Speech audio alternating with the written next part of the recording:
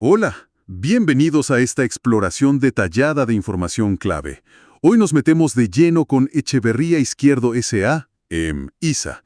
Vamos a ver sus resultados del primer semestre de 2025. Y hay un número que, bueno, llama la atención de inmediato. Un aumento del 73,8% en las utilidades para los dueños. Impresionante, ¿no? Comparado con 2024. Estamos hablando de casi 9.800 millones de pesos chilenos. MM9794 para ser exactos. El material que tenemos es el análisis razonado que publicó la misma ISA al 30 de junio. Y la idea hoy es desentrañar juntos qué hay detrás de esos números, ver cómo le fue en lo financiero, qué proyectos son importantes ahora y, bueno, hacia dónde va su estrategia.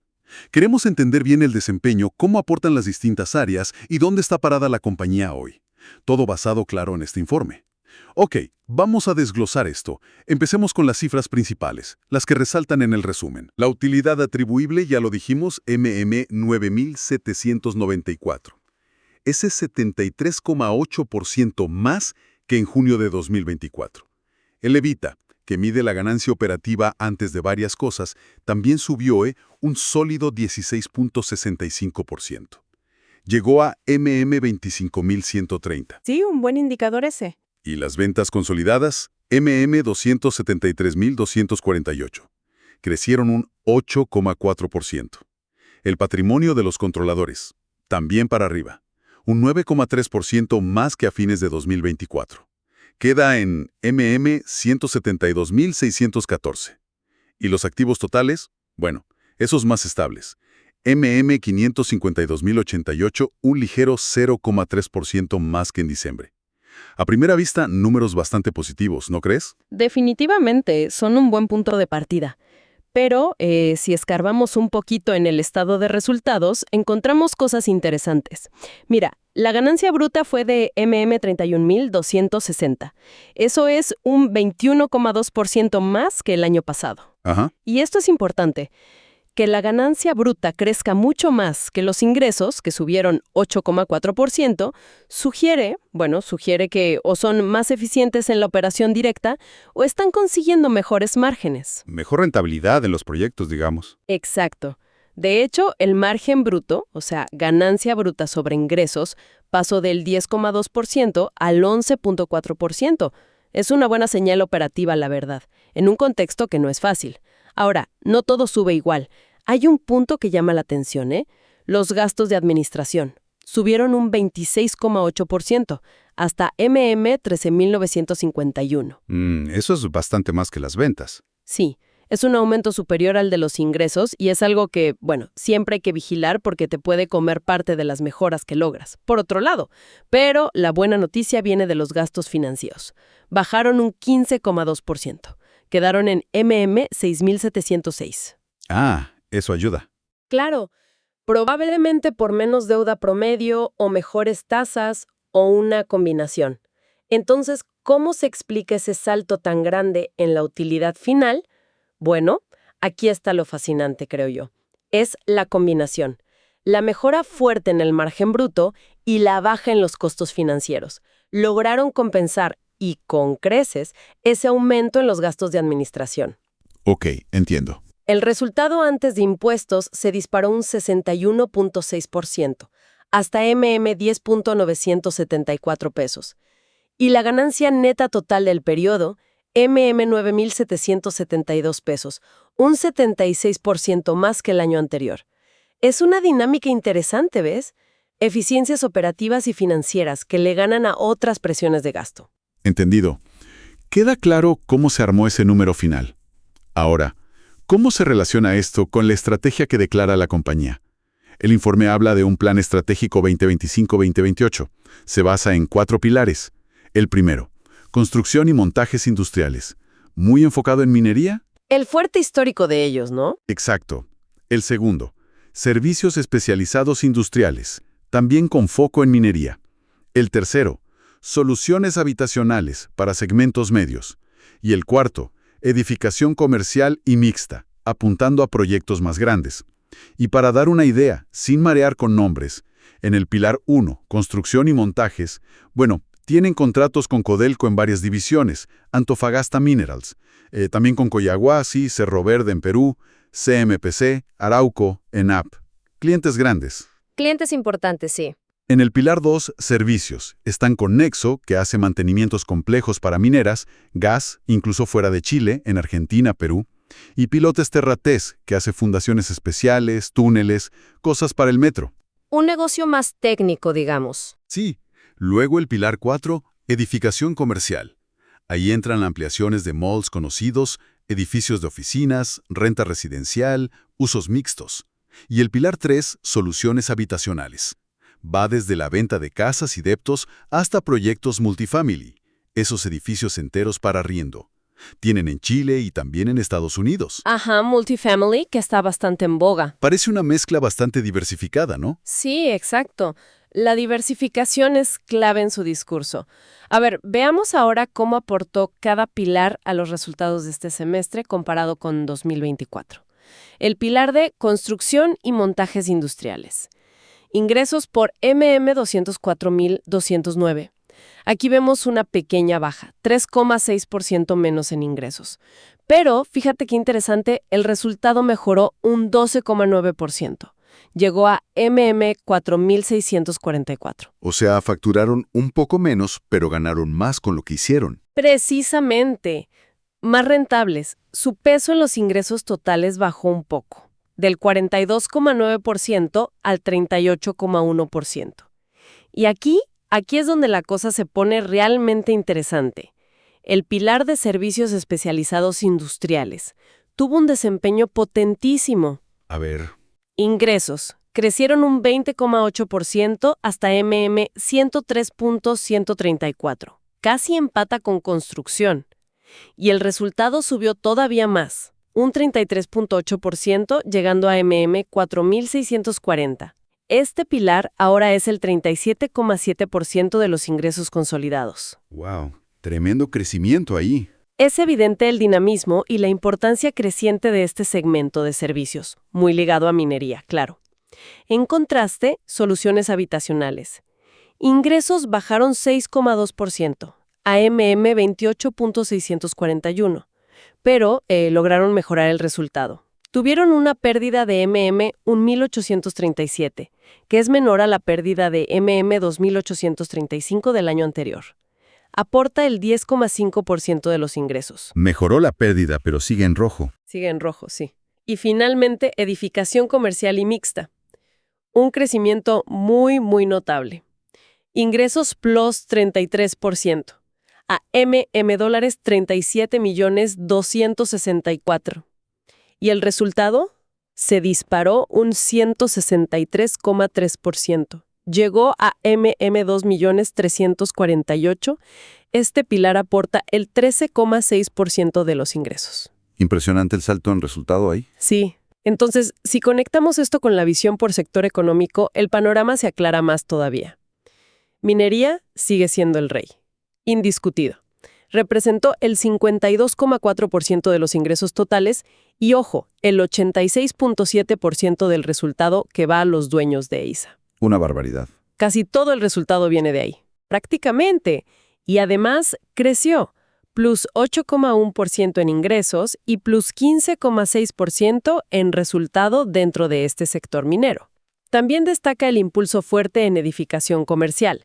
Ingresos plus 184,7% y resultado plus 102,8%. Celulosa también mostró buen dinamismo. Y en la otra cara, edificación habitacional, caída en ingresos del 8%, aunque, como dijimos, redujo su pérdida. Esto refuerza la idea, ¿no? La apuesta por minería e infraestructura está dando frutos claros, mientras que el sector residencial, bueno, sigue siendo un desafío. Clarísimo ese contraste. ¿Tiene sentido entonces ver cómo se refleja todo esto en la salud financiera general? ¿Qué dicen los indicadores clave a junio de 2025, comparados con fines de 2024? El informe muestra mejoras en liquidez. La liquidez corriente, activo corriente, pasivo corriente, subida de 1,12 a 1,46. Buena señal. Y la razón ácida, que es más exigente, también mejoró, de 0,77 a 0,98.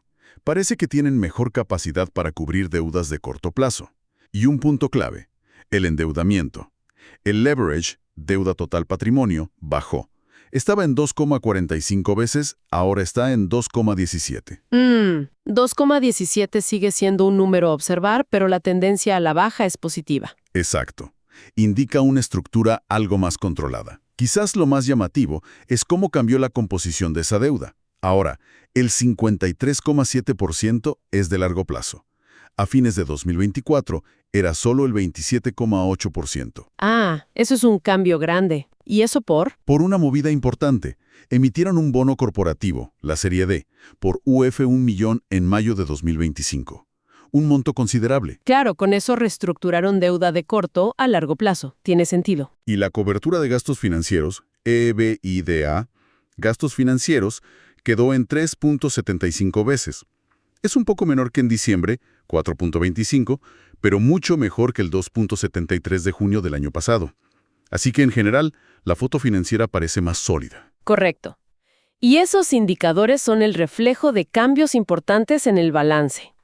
Los activos corrientes subieron un poco, pero dentro de eso el efectivo aumentó un 82,6%, justamente por la plata del bono. Ajá. Por el lado de los pasivos, los corrientes, deudas de corto plazo, bajaron fuerte, un 22,3%, principalmente porque pagaron o refinanciaron deuda corta con los fondos del bono largo. Y como contrapartida lógica, los pasivos no corrientes, deudas a largo plazo, aumentaron un 72,6%, impulsados por ese nuevo bono. Es una reestructuración clásica para alargar el perfil de vencimientos. Mejorar la estructura de pagos. Exacto. Y esto se ve clarísimo en el flujo de efectivo del semestre. El flujo de la operación fue positivo, 29,232, pero menor que el año anterior. El de inversión, casi nada. La gran diferencia está en el flujo de financiamiento. En 2024 tuvieron una salida neta grande, de 42,047. Pagaron más deuda de la que tomaron. Este semestre, la salida neta fue mucho menor, solo 6,214. ¿Por qué? Porque aunque pagaron mucha deuda, 133,129, recibieron todavía más por el bono, 135,423. Entra más de lo que sale por financiamiento, neto. Bueno, casi. Entró un poquito más por préstamos bonos de lo que salió por pagos. El neto fue una salida pequeña, pero la clave es el cambio respecto al año pasado. El resultado de todo esto, un aumento neto del efectivo disponible de 23,144 en el semestre. El año pasado tuvieron una disminución de casi 3,000. Ah, por eso terminan con mucho más efectivo. Exacto. 151,155 en caja versus 15,822 un año atrás. Mucha más liquidez. Y un último punto sobre la deuda, que es relevante, los covenants. Esas reglas que les ponen los bonos o créditos. Las condiciones que deben cumplir. Eso. El informe dice que los covenants del bono anterior, el BISA, se cumplen holgadamente a junio 2025. Dan ejemplos. Endeudamiento neto 0,82 veces cuando el límite es 1,8. Cobertura de gastos financieros 5,18 veces y el mínimo es 2,5. Aclaran que se mide sin efectos de la norma NIF 16 de arriendos, pero el mensaje es, están cumpliendo cómodamente. Buena señal esa, cumplimiento financiero. Volvamos ahora al pilar de soluciones habitacionales, que vimos que era el más complicado. Repasemos. Pérdida atribuible de 2,837 en el semestre. Es pérdida, pero menor que la del año pasado, menos 2,835. El informe recuerda que los ingresos aquí dependen de las escrituraciones, que pueden ser irregulares. Sí, es un negocio más estacional en ese sentido. Presentan también un resultado pro forma, incluyendo participaciones, donde la pérdida es un poco menor, menos 1,478, también mejorando. Y hablan de un potencial de ventas futuras de UF 9,43 millones, sin contar multifamily. O sea, a pesar de las dificultades, parece que hay negocio ahí todavía. Sí, pero este segmento tiene sus bemoles y los datos específicos plantean preguntas sobre su dinámica real. A ver, analicemos algunas métricas que dan para proyectos propios a junio de 2025. El stock disponible, viviendas listas para vender, 357 unidades, menos que las 439 de un año atrás. Menos inventario terminado. Exacto. Tienen stock potencial, lo que se termina pronto, de unas 340 unidades y otras 700 para más adelante. O sea, hay proyectos en camino, hay pipeline. Sin embargo, un dato que podría ser, preocupante, los permisos de edificación para obras nuevas cayeron fuerte. Unos 22.500 metros cuadrados ahora contra casi 74.000 metros cuadrados hace un año. Uf, eso es una caída significativa. ¿Podría indicar menos inversión nueva en residencial? Podría ser. En cuanto a la demanda, escrituraron 472 unidades propias en el semestre. Pero ojo con esto, las promesas desistidas, o sea, ventas que se cayeron, aumentaron muchísimo. ¿Ah, sí? Sí, fueron 141 unidades por más de $12,000 este semestre. El año pasado fueron 61 unidades por unos $5,600. Más del doble de desistimientos. ¡Wow! Eso es un indicador directo de problemas en la demanda final, ¿no? Gente que no puede concretar la compra. Exactamente. Y se refleja en los meses para agotave de stock de deptos propios. Subieron de 6.4 a 9.1 meses. Tomaría más tiempo vender el inventario actual. Curiosamente, la velocidad de ventas del último trimestre, calculada sobre el stock disponible, mejoró. Pasó de 0.29 a 0.43. ¿Cómo se come eso? Si la rotación total es más lenta. Probablemente, al haber menos stock disponible, 357 versus 439, las ventas de ese trimestre representan una fracción mayor de ese stock más pequeño. Es un poco contraintuitivo. Pero lo que revelan estas cifras, sobre todo el aumento de desistimientos y la rotación general más lenta, es un mercado inmobiliario residencial que, como dice el informe, sigue débil. Está rezagado comparado con la fortaleza de infraestructura. Muy interesante esa dinámica. Señales mixtas, pero una debilidad de fondo en la demanda residencial final. Está claro. Cambiemos de tema y miremos al futuro con el backlog. El valor de los contratos ya firmados pero por ejecutar. El informe destaca una cifra récord a junio de 2025. $720.326.000. Un 15,8% más que hace un año. Dicen que es uno de los mayores de su historia. Un backlog así de robusto es, en principio, una excelente noticia. Da visibilidad de ingresos futuros. Y la composición es clara, casi el 60%, 59,9% es minería. El 40% restante se reparte entre habitacional, celulosa, petroquímica, comercial. Confirma el peso de la minería en el negocio futuro también. Ahora, pongamos esto en contexto con el mercado general. El informe cita proyecciones de la Cámara Chilena de la Construcción, la CCC. Para 2025 esperan crecimiento de la inversión en construcción entre 3 y 5%. Sería el fin de 2 años de caídas. Buenas noticias para el sector en general. Sí, pero con matices. Advierten diferencias. Infraestructura crecería un 5%, pero vivienda solo un 2%. Y este último impulsado por subsidios públicos, DS49. El mercado inmobiliario privado, el que depende de créditos y ahorros, seguiría más débil. Calza perfecto con lo que vimos en los resultados de EISA. Fortaleza en infraestructura, debilidad en vivienda privada. Exactamente. Sobre la competencia, reconocen que es un sector fragmentado, tanto en ingeniería y construcción como en desarrollo inmobiliario. Mencionan a otros conocidos como Besalco, Salfacorp. La participación de mercado que estiman para EISA en 2024 fue 1,71% en ingeniería y construcción, bajó un poco, y 1,17% en inmobiliario por unidades, mejoró. Y un dato interesante, para lo que va de 2025, estiman una participación inmobiliaria del 1,99%. Un salto importante, aunque son pocos meses para sacar conclusiones definitivas. Ok. Tenemos desempeño, estrategia, finanzas, perspectivas. Para ir cerrando, hablemos de riesgos. El informe los agrupa en categorías lógicas: de mercado, ciclos, tasas, política, competencia; operacionales, contratos, laboral, terrenos, accidentes, ambiente; y financieros, crédito de clientes, liquidez propia, tipo de cambio, costos, expansión internacional. Lo esperable. Sí, y es útil ver cómo dicen que los manejan.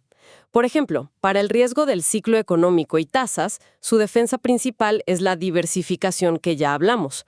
Distintos sectores, minería, energía, celulosa, y manejar bien sus finanzas. Frente al riesgo regulatorio o político, apuestan por la diversificación geográfica, Perú, Argentina, Estados Unidos, además de la de negocios. Repartir los huevos en distintas canastas. Algo así, para los riesgos operacionales de los contratos. Control estricto de costos, asesoría legal, buena relación con proveedores y subcontratistas. Para el riesgo laboral, hablan de sistemas de gestión integrada, foco en prevención, de hecho mencionan premios que recibieron filiales por eso. Ajá. Respecto a la liquidez, aunque vimos que el leverage no es bajo, 2,17 veces, señalan políticas de control de deuda, manejo de caja por empresa y acceso a distintas fuentes de financiamiento, bancos, factoring, bonos, como lo demostraron con la emisión reciente. Y para tipo de cambio y costos, operar en CLP o UF, coberturas puntuales, convenios para insumos, cláusulas de reajuste en contratos. Lo estándar, pero bien aplicado, se supone. Un dato final importante. Dicen que a la fecha del informe no tenían demandas ambientales relevantes. Un panorama completo de los riesgos y cómo, en teoría, los gestionan. Perfecto. Hagamos una síntesis final, para que quede la foto clara. Echeverría Izquierdo, en la primera mitad de 2025, muestra una recuperación fuerte en rentabilidad. Lograron un backlog histórico. Este buen desempeño viene claramente de los negocios industriales, sobre todo servicios especializados, y también de edificación comercial y mixta. Todo esto mientras el negocio inmobiliario residencial sigue en un entorno complicado. Exacto. Y además, su posición financiera parece haber mejorado con esa reestructuración de deuda, les da más holgura. Entonces, ¿qué significa todo esto junto? Fundamentalmente, lo que vemos es una compañía que está ejecutando su plan estratégico 2025-2028 de forma bastante coherente. Están apostando fuerte y capitalizando sus fortalezas históricas en minería e infraestructura, que son los sectores que hoy tiran más del carro y donde tienen contratos asegurados en el backlog. Al mismo tiempo, están gestionando las complejidades del mercado residencial. ¿Mejoran el resultado ahí? Sí, pero los datos de desistimientos y rotación lenta muestran que sigue bajo presión. La reestructuración financiera les da un respiro, mayor flexibilidad para navegar este escenario mixto. Es una historia de enfoque en fortalezas y gestión de debilidades, diría yo. Muy claro. Y para dejar una reflexión final picando, considerando este desempeño tan superior en los pilares industriales y de edificación grande, comparado con la debilidad persistente del mercado residencial y con los riesgos económicos y regulatorios siempre ahí, ¿cómo podría Echeverría Izquierdo ajustar más su estrategia o su mix de negocios en los próximos años para maximizar su resiliencia y crecimiento? ¿Sería mejor profundizar aún más en sus motores actuales, como los servicios a la minería, o quizá deberían buscar activamente nuevas vías de diversificación para equilibrar más su exposición a los ciclos?